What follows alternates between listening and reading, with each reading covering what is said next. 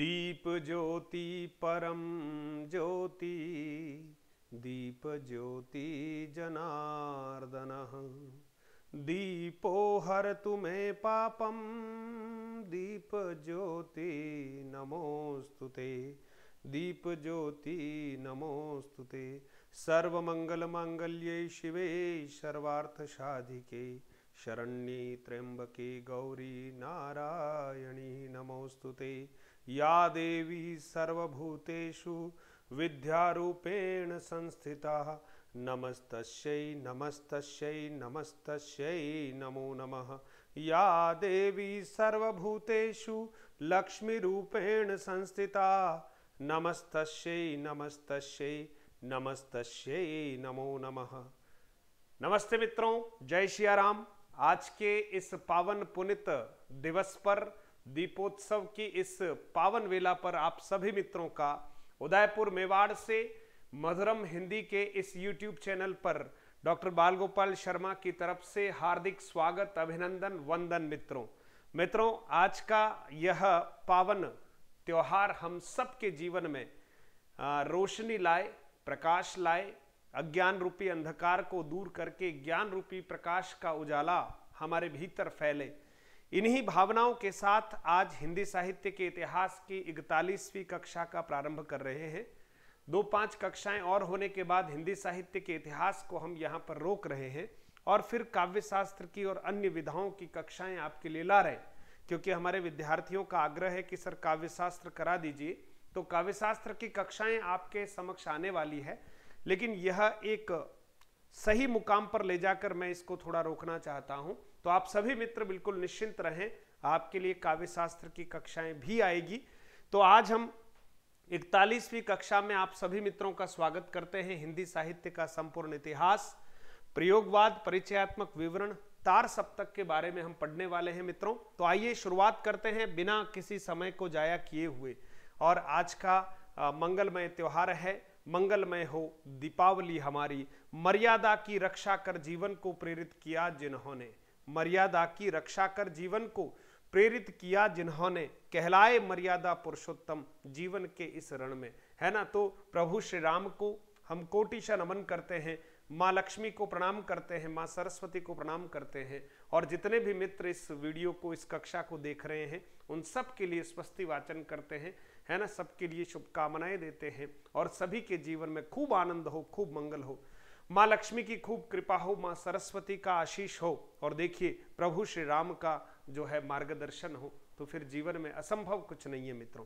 तो आइए शुरुआत करते हैं आज की कक्षा की। मित्रों प्रयोगवाद की हम बात कर रहे हैं और आज की हमारी जो कक्षा है मित्रों, इसको 41वीं कक्षा के रूप में हम यहाँ समझने का प्रयास कर रहे हैं, है ना। ये हमारी 41वीं कक्षा है, ध्यान रखिएगा, 41 41वीं कक्षा है। तो मित्रों शुरुआत करते हैं आप सभी पूर्ण मनोयोग के साथ। यद्यपि आज दीपोत्सव मना रहे होंगे आप, लेकिन फिर भी थोड़ा सा आधा घंटा पढ़ लें तो कोई बहुत बड़ा नुकसान होने वाला नहीं है। तो मैं भी कोशिश कर रहा हूं कि आपको आज भी पढ़ा दूं। प्रयोगवाद मित्रों 1943 से 1953 के मध्य में एक ऐसा कालखंड है जिसमें कहीं न कहीं नवाचार ही नवाचार हमें देखने को मिलेंगे। प्रतीक के रूप में नवाचार है ना, कहीं न कहीं लेखन के रूप में नवाचार है, उपमान के रूप में नवाचार है। तो बहुत सारे नवाचार जो हैं इन 10 वर्षों में हिंदी साहित्य के इतिहास में अनुभूत होते हैं। इसलिए कहीं न कहीं आप देखिएगा प्रगतिवाद के ठीक बाद एक नया वाद जो है हिंदी साहित्य के इतिहास में चला, जिसको हमने प्रयोगवाद के नाम से अभिहित किया है। और प्रत्येक कालखंड अपने से पीछे वाले कालखंड की प्रतिक्रिया स्वरूप ही कहीं न कहीं प्रारंभ होता है। तो ठीक हम कह सकते हैं कि प्रयोगवाद का प्रारंभ जो है प्रगतिवाद की प्रतिक्रिया के स्वरूप ही हुआ है। प्रयोग शब्द का अर्थ यहाँ पर मित्रों नवाचार से है, और यहाँ प्रतीक, बिंब, शिल्प आदि में नवाचार। वाद का अर्थ विचारधारा, प्रवृत्ति विशेष है। तो कुछ नवाचार से युक्त जो प्रवृत्ति जो प्रवृत्त हुई काव्य के क्षेत्र में, वो मित्रों प्रयोगवाद कहलाई। 1943 से 1953 ईस्वी के बीच में अज्ञेय एवं उनके समर्थक कवियों द्वारा काव्य के क्षेत्र में भाषा, भाव, शैली, काव्य रूप, प्रतीक विधान आदि स्तरों पर नवीन प्रयोग किए गए। उनके द्वारा इन स्तरों पर, भाषा के स्तर पर, भाव के स्तर पर, शैली के स्तर पर, काव्य के रूप के स्तर पर, प्रतीक विधान आदि के स्तर पर जो है नवीन जो है प्रयोग किए गए मित्रों, इन नवीन प्रयोगों को ही कहीं कहीं प्रयोगवाद के नाम से अभिहित किया जाता है। इस प्रकार अज्ञेय एवं उनके समर्थक कवियों द्वारा जिस काव्यधारा का प्रवर्तन किया गया मित्रों, उसे ही हम क्या कहते हैं, प्रयोगवाद कहते हैं। कहने का अर्थ यह है कि अज्ञेय जी और उनके समकालीन कवियों ने मिलकर यह तय किया कि कुछ नयापन होना चाहिए साहित्य में, काव्य में, शिल्प के दृष्टिकोण से, उपमान प्रतीक के दृष्टिकोण से, भाषा शैली के दृष्टिकोण से कुछ नया होना चाहिए। ये जो कुछ नया करने का जो भाव है मित्रों, यही प्रयोगवाद कहलाता है। आइए हम इससे आगे की तरफ बढ़ते हैं और फिर देखिएगा इस काव्यधारा के लिए प्रयोगवाद शब्द बहुत महत्वपूर्ण प्रश्न है। इस काव्यधारा के लिए प्रयोगवाद शब्द का सर्वप्रथम प्रयोग किसने किया मित्रों? आचार्य नंद दुलारे वाजपेयी द्वारा किया गया। इस बात को बहुत अच्छे से अंडरलाइन करिएगा। किसके द्वारा प्रयोगवाद शब्द का प्रयोग सर्वप्रथम किया गया? आचार्य नंद दुलारे वाजपेयी द्वारा किया गया। और किसमें? प्रयोगवादी रचनाएं नामक एक निबंध आपने लिखा, प्रयोगवादी रचनाएं नामक एक निबंध लिखा। यह निबंध 1944 ईस्वी में सरस्वती पत्रिका में प्रकाशित हुआ मित्रों। और कहीं कहीं प्रयोगवाद शब्द का प्रयोग सर्वप्रथम प्रयोगवादी रचनाएं नामक निबंध में आचार्य नंद दुलारे वाजपेयी द्वारा किया गया। बहुत महत्वपूर्ण तथ्य याद रखिएगा। अज्ञेय ने इस काव्यधारा के लिए प्रयोगवाद शब्द को स्वीकार नहीं किया। ध्यान रखना, अज्ञेय ने इस काव्यधारा के लिए प्रयोगवाद शब्द स्वीकार नहीं किया, उन्होंने इसे नई कविता ही कहा। प्रयोगवाद शब्द जो है आचार्य नंद दुलारे वाजपेयी द्वारा प्रयुक्त किया गया। प्रयोगवाद के जिनको जनक माना जाता है, उन्होंने प्रयोगवाद शब्द को स्वीकार नहीं करके इसको क्या कहा? नई कविता ही कहा मित्रों। हिंदी में प्रयोगवाद का आगमन ब्रिटेन के न्यू सिग्नेचर आंदोलन, ध्यान रखना, कहीं कहीं पाश्चात्य जगत में जो भी परिवर्तन होते थे, साहित्य के क्षेत्र में कुछ जो बातें होती थी, उसका प्रभाव भारत में भी पड़ता था, क्योंकि हम अंग्रेजों के गुलाम थे मित्रों उस समय। तो हिंदी में प्रयोगवाद शब्द का आगमन ब्रिटेन के न्यू सिग्नेचर आंदोलन के स्वरूप में हुआ है। न्यू सिग्नेचर आंदोलन के स्वरूप में हुआ, यह भी एक महत्वपूर्ण तथ्य है, याद रखिएगा मित्रों, इंपॉर्टेंट है। ठीक है, जैसे रोमांटिसिज्म से छायावाद का प्रादुर्भाव हुआ मित्रों, मार्क्सवाद से कहीं कहीं किसका प्रादुर्भाव हुआ? प्रगतिवाद का प्रादुर्भाव हुआ। उसी तरह से यहां पर न्यू सिग्नेचर आंदोलन से प्रयोगवाद का प्रादुर्भाव माना जाता है। 1932 ईस्वी में मित्रों ध्यान रखिएगा, 1932 ईस्वी में स्टेफन स्पेंडर, आर्डेन व लेहमैन ने एक संयुक्त काव्य संकलन न्यू सिग्नेचर, ध्यान रखना बहुत महत्वपूर्ण बात है ना, किसने? स्टेफन स्पेंडर, आर्डेन और लेहमैन ने एक संयुक्त काव्य संकलन न्यू सिग्नेचर प्रकाशित करवाकर न्यू सिग्नेचर आंदोलन का प्रवर्तन किया। उसी तर्ज पर कहीं कहीं 7 कवियों की चुनिंदा रचनाओं को छापकर संपादित करके अज्ञेय ने कहीं कहीं प्रयोगवाद का प्रवर्तन कर दिया मित्रों। डॉक्टर नगेंद्र क्या कहते हैं? हिंदी साहित्य में प्रयोगवाद नाम उन कविताओं के लिए रूढ़ हो गया जो कुछ नए भावबोधों, संवेदनाओं तथा उन्हें प्रेषित करने वाले शिल्पगत चमत्कारों को लेकर शुरू में तार सप्तक के माध्यम से सन 1943 में प्रकाशन जगत में आई और जो प्रगतिशील कविताओं के साथ साथ विकसित होती गई, जिनका पर्यवसान नई कविता में हो गया, उसको मित्रों हमने क्या कहा? प्रयोगवाद कहा। डॉक्टर नगेंद्र का एक महत्वपूर्ण कथन है, परीक्षाओं में कभी आ जाए तो हमें ध्यान रखना है। फिर देखिए मित्रों, नेक्स्ट आगे बढ़ते हैं। डॉक्टर गणपति चंद्र गुप्त क्या कहते हैं? सन 1943 ईस्वी में अज्ञेय के नेतृत्व में एक नए आंदोलन का प्रवर्तन हुआ, जिसे अब तक विभिन्न संज्ञाएं क्या क्या दी गई? प्रयोगवाद कहा गया, प्रपद्यवाद कहा गया, नई कविता आदि प्रदान की गई, है ना, उन्हें विभिन्न संज्ञाएं प्रदान की गई। ये संज्ञाएं इसके विकास की विभिन्न अवस्थाओं एवं दिशाओं को सूचित करती है। यथा प्रारंभ में जब कवियों का लक्ष्य एवं दृष्टिकोण स्पष्ट नहीं था, नूतनता की खोज, नूतनता की खोज मित्रों देखिएगा, नूतनता की खोज के लिए केवल प्रयोग की घोषणा ही की गई थी, तब इसे प्रयोगवाद कहा गया, है ना, तब इसे क्या कहा गया? प्रयोगवाद। बाद में धीरे धीरे प्रपद्यवाद, नई कविता आदि सभी शब्दों का प्रयोग जो है इस कालखंड में किया जाता है। ठीक है मित्रों, नेक्स्ट देखिएगा, आगे बढ़ते हैं। इस आंदोलन की एक शाखा प्रपद्यवाद 1956 ईस्वी में, ध्यान रखना, प्रपद्यवाद जिसको नकेनवाद भी कहते हैं, 1956 ईस्वी में प्रयोग को अपना साध्य स्वीकारा। प्रपद्यवाद ने क्या किया? प्रयोग को अपना क्या किया? साध्य स्वीकारा, है ना। और जबकि प्रयोगवाद में ये कहा गया मित्रों की साध्य नहीं है, ये राहों के क्या है? अन्वेषी हैं, यानी साध्य नहीं, ये सारे जो कवि हैं वो कुछ न कुछ अन्वेषण करते रहे, राही हैं, रास्ते पर चल रहे हैं। 1943 हाँ, और ये प्रपद्यवाद के स्थापनाकर्ता कौन है? श्री नलिन विलोचन शर्मा। इसके साथ केशरी कुमार और नरेश कुमार, तो न, के और न, है ना, 3 शब्द वर्ण ले लिए गए, और नकेनवाद जो है 1956 ईस्वी में प्रारंभ किया गया श्री नलिन विलोचन शर्मा, केशरी कुमार, नरेश कुमार द्वारा। ठीक है मित्रों, 1943 में अज्ञेय द्वारा संपादित तार सप्तक के माध्यम से नए भावों, नए विचारों एवं नए प्रयोगों के साथ जो काव्य हिंदी में रचा गया उसे मित्रों प्रयोगवाद के नाम से पुकारा गया है। सच्चिदानंद हिरानंद वात्स्यायन अज्ञेय इस काव्य धारा के प्रवर्तक माने जाते हैं। प्रतीक पत्रिका में इसकी शुरुआत मानी जाती है। प्रतीक पत्रिका से इसकी क्या मानी जाती है? शुरुआत मानी जाती है। तो ये कहा जा सकता है कि प्रयोगवाद की प्रमुख पत्रिका कौन सी है? प्रतीक पत्रिका, जिसका संपादन अज्ञेय द्वारा किया जाता था। फिर देखिए मित्रों, तार सप्तक के कवियों ने इस काव्य धारा के लिए प्रयोग या प्रयोगशील शब्दों का प्रयोग किया है। ध्यान रखना, तार सप्तक के जो कवि हैं उन्होंने इस काव्य धारा के लिए प्रयोग या प्रयोगशील शब्दों का क्या किया है? प्रयोग किया गया है। अज्ञेय ने तार सप्तक के कवियों के लिए लिखा, क्या लिखा? ये बहुत महत्वपूर्ण बात है। लिखा, ये सांतों कवि किसी एक स्कूल के नहीं है, वे राही नहीं अपितु राहों के अन्वेषी है। राहों के क्या है? वे राही नहीं है अपितु राहों के क्या है? अन्वेषी है, खोज करता है। तार सप्तक मूलतः प्रभाकर माचवे के दिमाग की उपज माना जाता है। यह भी एक महत्वपूर्ण तथ्य है कि तार सप्तक आखिर किसके दिमाग की उपज माना जाता है? प्रभाकर माचवे की, परंतु इसके प्रवर्तन का श्रेय अज्ञेय को प्रदान किया जाता है।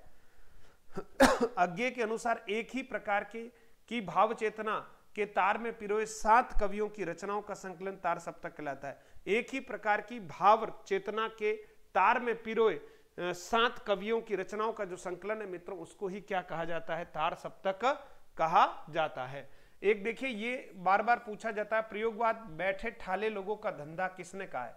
प्रयोगवाद को बैठे ठाले लोगों का धंधा किसने कहा है? आचार्य नंद दुलारे वाजपेयी ने, जिन्होंने प्रयोगवाद शब्द का प्रयोग सबसे पहले किया है। प्रयोगवादी रचनाएं नामक उनका एक निबंध है, उसमें किया गया है। प्रयोगवाद ज्ञात से अज्ञात की ओर बढ़ने की बौद्धिक जागरूकता है, ये कहा, किसने कहा?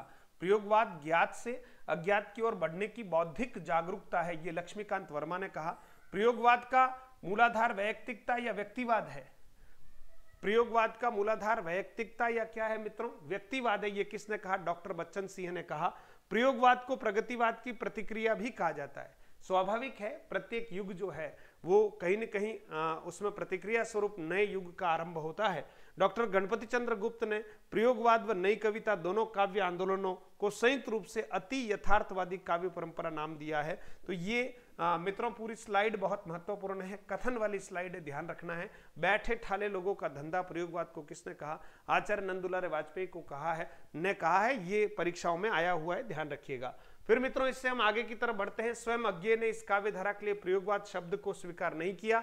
इन्होंने दूसरा सप्तक 1951 की भूमिका में, इन्होंने दूसरा सप्तक 1951 की भूमिका में इस नाम का घोर विरोध किया था। प्रतीक पत्रिका के जून 1951 के अंक में इसके लिए नई कविता शब्द का प्रयोग किया था। किन्होंने? अज्ञेय ने। 1951 जून 1951 प्रतीक पत्रिका के अंक में इन्होंने प्रयोगवाद के लिए नई कविता शब्द का प्रयोग किया था। प्रयोगवाद को प्रतीकवाद भी कहा जाता है मित्रों। प्रयोगवादी कविता में मध्यम वर्गीय व्यक्ति की जीवन पीड़ा व दमित काम वासना की प्रधानता देखने को मिलती है। कहीं न कहीं प्रयोगवादी जो रचनाएं हैं उसमें आपको दमित और भावनाएं, वासनाएं जो है कहीं न कहीं देखने को मिलेगी, और व्यक्ति के जीवन की जो व्यक्तिगत पीड़ाएं हैं वो कहीं न कहीं अनुभूत होगी आपको इस प्रकार की काव्य रचनाओं में। ठीक है मित्रों, और जितने भी मित्र जो हैं इस कक्षा को देख रहे हैं, कहीं ऐसा नहीं लगना चाहिए कि गुरुजी की कक्षा आज दीपावली के दिन आई है और उसे पता नहीं कम समर्थन मिला है। आपका समर्थन मेरा हौसला है, आपके व्यूज, आपके देखने का जो नजरिया है, आपके कमेंट जो है वो मेरे लिए हाथ पैर आंखें हैं मित्रों। मैं उन्हीं को पढ़ते हुए आगे की तरफ बढ़ता हूं।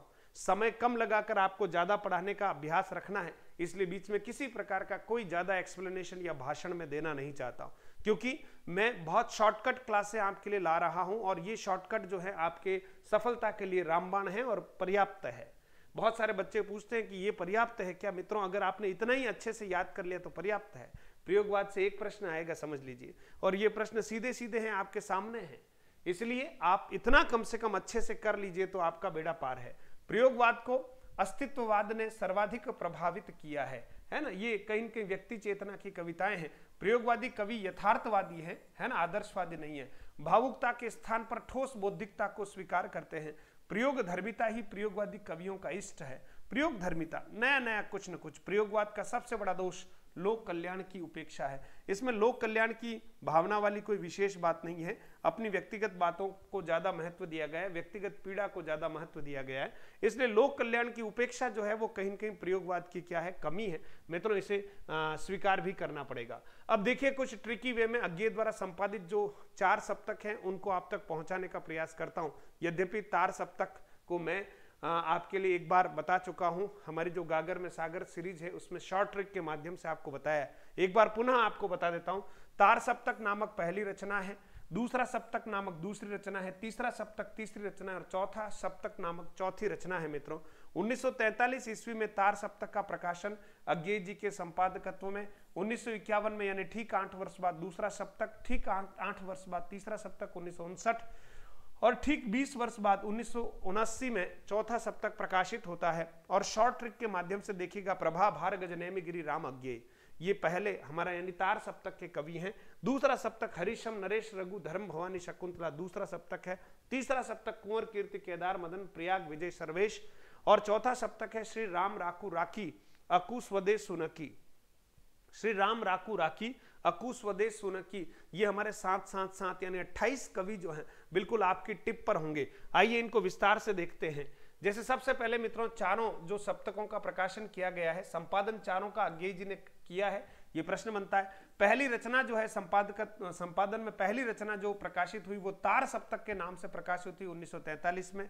8 साल जोड़ने पर दूसरा सप्तक 1951 में और 8 साल जोड़ने पर तीसरा सप्तक 1959 में और 20 साल जोड़ने पर चौथा सप्तक मित्रों 1979 में। तो आप देखेंगे ये चारों के सन जो है बिल्कुल अच्छे से याद हो गए होंगे, आपको याद हो गए होंगे मित्रों, इसमें कोई शंका ही नहीं है। 1943 से प्रारंभ में 8 जोड़े 51, 8 जोड़े 59 और 20 जोड़े 79 हो गया, 79 हो गया।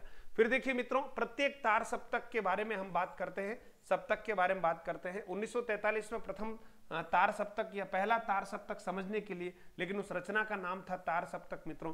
प्रभा भार गज नेमि गिरि राम अज्ञे और संपादन किसने किया है, अज्ञे जी ने। देखिए प्रभा का अर्थ है प्रभाकर माचवे, भार का अर्थ है भारत भूषण अग्रवाल, गज का अर्थ है गजानन माधव मुक्तिबोध, नेमि का अर्थ है नेमिचंद्र जैन मित्रों और गिरि का अर्थ है गिरिजा कुमार माथुर और राम का अर्थ है डॉक्टर रामविलास शर्मा और अज्ञे का अर्थ है सच्चिदानंद हीरानंद वात्स्यायन अज्ञे। ये तार सप्तक के 7 कवि। परीक्षा में प्रश्न आ जाए तार सप्तक का कवि है या नहीं है, बस प्रभा भार गज नेमि गिरि राम अज्ञे ध्यान में तो सब कुछ बता देंगे। दूसरा देखिए मित्रों, दूसरा सप्तक 1951 ईस्वी में दूसरा सप्तक है हरि सम नरेश रघु धर्म भवानी शकुंतला। हो गया हमारा काम, हरि सम नरेश रघु है ना। तो देखिए हरिनारायण व्यास हरि, सम का अर्थ है शमशेर बहादुर सिंह, नरेश का अर्थ है नरेश मेहता, रघु का अर्थ है रघुवीर सहाय, धर्म का अर्थ है धर्मवीर भारती, भवानी का अर्थ है भवानी प्रसाद मिश्र और शकुंतला का अर्थ है मित्रों शकुंतला माथुर। 1951 ईस्वी में यानी ठीक 8 वर्ष बाद जो है अज्ञे जी के संपादकत्व में दूसरे तार सप्तक का प्रकाशन होता है। तीसरा सप्तक देखिए, तीसरा सप्तक है मित्रों, तीसरा तार सप्तक नहीं तीसरा सप्तक है, 1959 ईस्वी में प्रकाशित होता है। कुंवर कीर्ति केदार मदन प्रयाग विजय सर्वेश है ना। कुंवर का अर्थ है कुंवर नारायण मित्रों, कीर्ति का अर्थ है कीर्ति चौधरी, केदार का अर्थ है केदारनाथ सिंह, मदन का अर्थ है मदन वात्स्यायन, प्रयाग का अर्थ है प्रयाग नारायण त्रिपाठी, विजय का अर्थ है विजयदेव नारायण शाही और सर्वेश का अर्थ है सर्वेश्वर दयाल सक्सेना। मित्रों तीसरा सप्तक आपके सामने पूरा हो गया। चलिए मित्रों आगे की तरफ बढ़ते हैं। चौथा सप्तक और बहुत सरलता से याद रखिएगा, 20 साल बाद चौथा सप्तक प्रकाशित होता है। श्री राम राकू राकी अकु स्वदेश सुनकी, हो गया हमारा काम। श्री राम का मतलब है श्री राम वर्मा, राकू का अर्थ है राजकुमार कुंभज, बहुत महत्वपूर्ण मित्रों, अभी है ना फर्स्ट ग्रेड में आया, ये लेक्चरर की परीक्षा में आया। आप जानते हैं लेक्चरर 2022 में ये प्रश्न आ गया है ना। तार सप्तक से 2 प्रश्न आए थे, तो आप देखिए श्री राम राकू राकी अकु स्वदेश सुनकी, तो राजकुमार कुंभज हो गया, राखी का अर्थ है राजेंद्र किशोर, अकु का अर्थ है अवधेश कुमार, स्वदेश का अर्थ है स्वदेश भारती, सु का अर्थ है सुमन राजे और नकी का अर्थ है नंद किशोर। नंद किशोर ऐसे कवि हैं मित्रों तार सप्तक में जिनकी रचना का संकलन किया गया है चौथे सप्तक में। ये राजस्थान बीकानेर से संबंध रखने वाले हैं। परीक्षा में प्रश्न पूछ लिया गया कि राजस्थान से संबंध रखने वाले तार सप्तक के कौन से कवि हैं, तो मित्रों ये है कौन, नंद किशोर। इसलिए प्रश्न यहीं से आते हैं मित्रों, किताबों से आते हैं और क्या है। तो आपकी आज की कक्षा को पूरा कर लिया है। मधुरम हिंदी का दिवाली धमाका ऑफर चल रहा है, बार बार इसलिए आग्रह कर रहा हूं कि कहीं ऐसा ना हो कि देर हो जाए, है ना, मैं आपको पूरा पढ़ा ही रहा हूं, लेकिन फिर भी जिन जिन बच्चों को, आप सोचिए सफलता के लिए सब कुछ न्यौछावर करने के लिए हम जब तैयार रहते हैं मित्रों, तो घर आई गंगा को अगर हमने ध्यान नहीं दिया, अवसर चला गया, तो ये कहीं ना कहीं 1000, 2000, 1500 रुपए हमें लेकर डूबेंगे मित्रों। इसलिए अभी अभी बिल्कुल आप तैयारी के मूड में रहिएगा और दिवाली ऑफर जो है इसका लाभ उठाइए। मधुरम हिंदी ऐप के ऊपर जो कोर्सेज अपनी ओर से रिकॉर्डेड पड़े हुए हैं उनका उपयोग कीजिए मित्रों। और यहाँ निःशुल्क मैं आपको सेकंड ग्रेड का कोर्स करा रहा हूं, लेकिन आप सोचिए इसमें समय लगेगा। बार बार आग्रह करता हूं, राजस्थान में सबसे कम मूल्य पर हम प्रयास कर रहे हैं कि आप तक इस ऑफर को पहुंचाएं और ये ऑफर लगातार जारी है। खूब सारे विद्यार्थी इसका फायदा उठा रहे हैं और आप कहीं वंचित न रह जाएं, इसलिए बार बार मेरा आग्रह है। बाकी ईश्वर की पूरी दया है, टेस्ट सीरीज आप लोगों के लिए लॉन्च कर रहे हैं हम लोग, सेकंड ग्रेड के लिए, थर्ड ग्रेड के लिए, सबके लिए। वो जैसे ही लॉन्च होगी आपको बता दिया जाएगा, उसका मूल्य वगैरह सब आपके सामने फ्लैश कर दिया गया है। तो आप सबको ढेर सारी शुभकामनाएं मित्रों, है ना। धन्वंतरि दिवस के दिन हमने इसको लॉन्च कर लिया था। ये सारा आप देखेंगे हमने कोर्सेज डिजाइन कर रखे हैं, इस पर डिटेल बात इसलिए नहीं कर रहा हूं कि सब कुछ लिखा हुआ है ना। जिन जिन मित्रों को जो जो कोर्स की आवश्यकता है, बिल्कुल श्रद्धा भाव के साथ मित्रों, आपके 1000, 1500, 2000 रुपए हो सकता है जीवन में आप किसी भी कोर्स से कंपेयर करेंगे मित्रों, तो ये इतने न्यूनतम मूल्य में आपके लिए रखे गए हैं। प्राइवेट कंपनी के ऐप होते हैं और उनसे हमें कुछ न कुछ कोलैबोरेशन करके आपका काम निकलवाना होता है मित्रों। बाकी हमारे पारिश्रमिक की चिंता नहीं है, आपका जो कहीं न कहीं समय दान है, आपका जो श्रद्धा दान है, वही हमारा पारिश्रमिक है। तो आप इनको जरूर देख लीजिएगा, तैयारी करने वाले मित्र इनका उपयोग कर सकते हैं। जानकारी आपके लिए ये सारी दे दी गई है, इनको बार बार मैं नहीं बताना चाहता, लेकिन आपको आगाह करना चाहता हूं, क्योंकि कौन कब क्लिक होता है इसका भरोसा नहीं है। ये टेस्ट सीरीज हमारी आने वाली है, आगामी समय में आपको जरूर इसके बारे में हम कह देंगे। और आपको कुछ भी नहीं करना है, मधुरम हिंदी ऐप को आपको डाउनलोड करना है मित्रों। और इस वीडियो के लिंक में भी मधुरम हिंदी के जो है सारे लिंक दे रखे हैं, ऐप के वगैरह सारे। और हमारी जो निःशुल्क कक्षाएं 1 बजे प्रतिदिन हिंदी साहित्य के इतिहास की, इसके बाद काव्य शास्त्र की प्रारंभ होगी। और 9 बजे मित्रों हमारी जो है व्याकरण की कक्षा है, अनवरत चल रही है और खूब सारा स्नेह इस कक्षा को भी मिल रहा है। तो सारे कोर्सेज को आप अच्छे से देख लीजिएगा। किसी भी प्रकार की दिक्कत आने पर आप इस नंबर पर, ऊपर लिखे हुए नंबर पर आप व्हाट्सएप कीजिएगा, आपकी शंका का समाधान करने का प्रयास किया जाएगा मित्रों। वंस अगेन आप सभी को हैप्पी हैप्पी हैप्पी दीपावली मित्रों। दीपोत्सव की ढेर सारी शुभकामनाएं हैं। उदयपुर मेवाड़ से ये जो ज्ञान का दीपक जलाने का प्रयास कर रहा हूं निरंतर, बस वो आपके भीतर के अज्ञान रूपी अंधकार को दूर करे।